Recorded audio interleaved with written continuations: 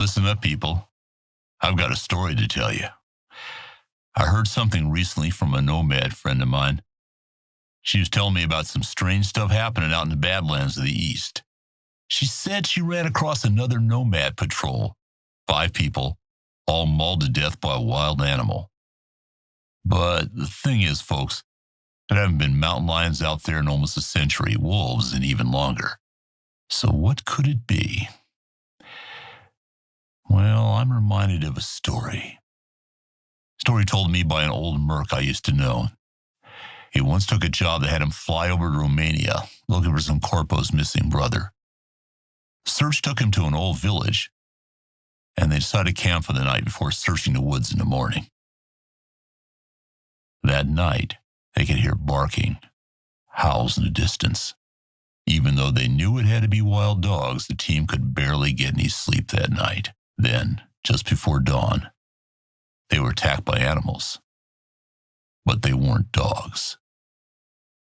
They were werewolves. No, listeners, I haven't lost it. I mean it. They were werewolves.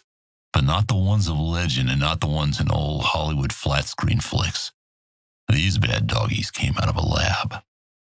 See, it turns out that EBM had decided to back some rather unsavory sorts in an attempted coup of the government and offer these gene freaks as part of the deal.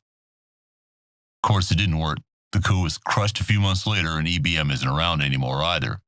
The question remains, where did EBM get their knockoff wolfmen? They never had much of a gene hacking division, so they must have come from some other corp. The obvious answer, of course, is Biotechnica, who just happened to own most of the land south of Night City, all the way down to the border.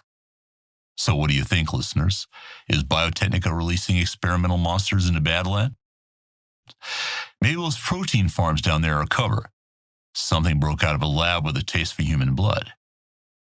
It's always good advice to watch your back. But this time you might want to pack a few silver bullets next time you leave town. Just saying.